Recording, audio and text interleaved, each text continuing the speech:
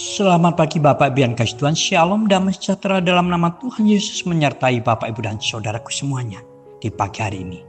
Tema renungan kita pagi hari ini adalah Hari Kiamat bagi orang Kristen, yang terambil dari Matius pasal 24 ayat 3-14 saudaraku.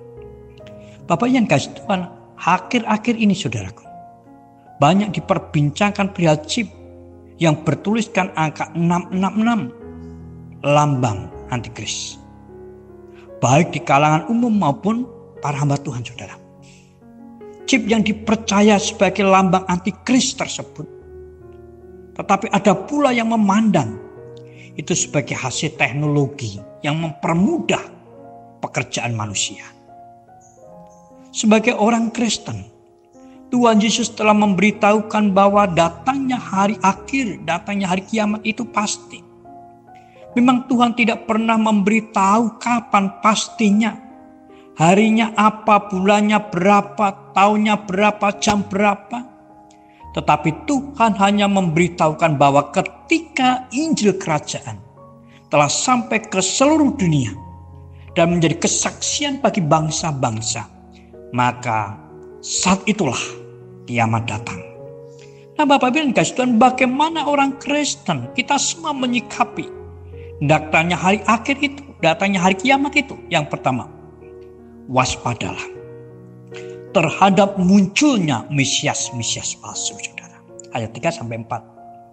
Waspadalah supaya jangan ada orang yang menyesatkan kamu.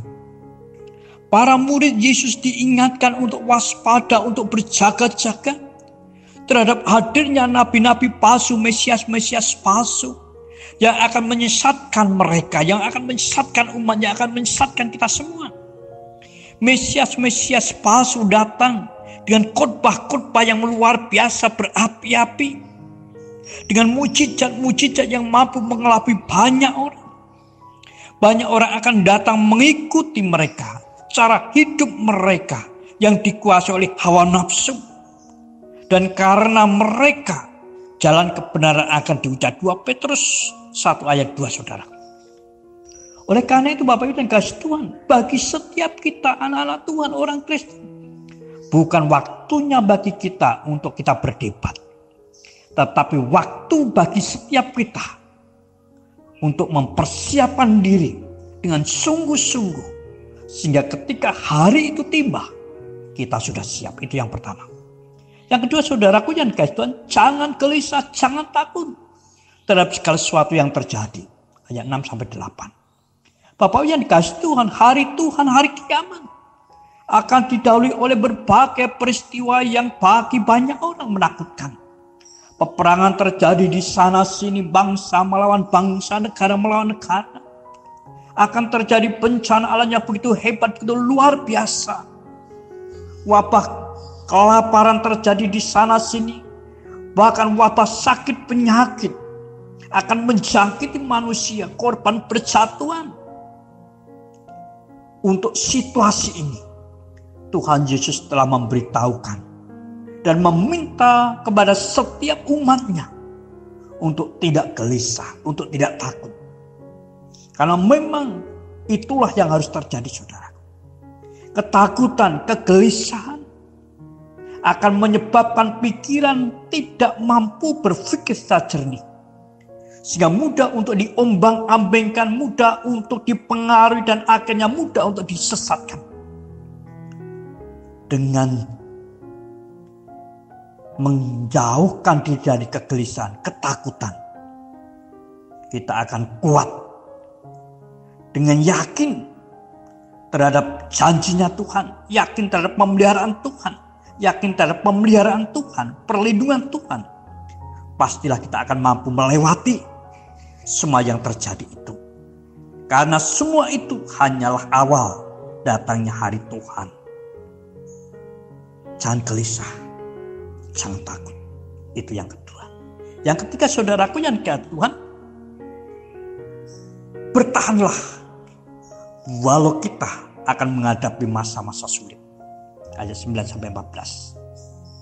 Bapak Ibu yang dikasihi Tuhan, orang Kristen, gereja Tuhan akan menghadapi masa-masa sulit, masalah besar, tekanan, penindasan, penganiayaan semakin hari semakin besar dan semakin berat, saudara.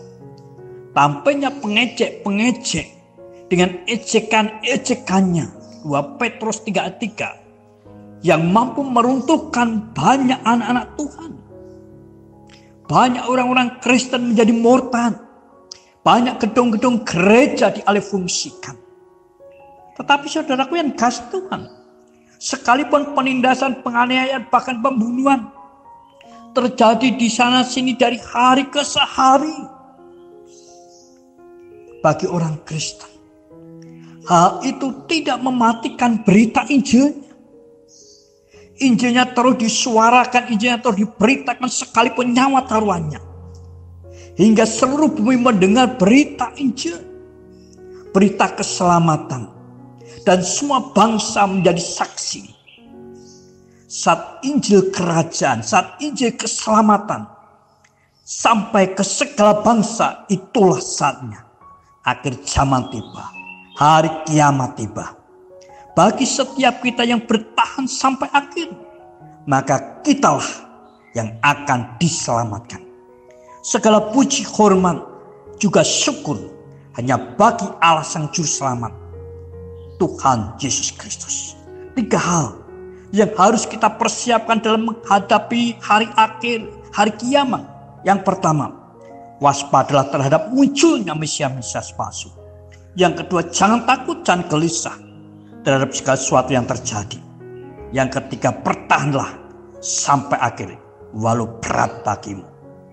Selamat pagi, selamat beraktivitas.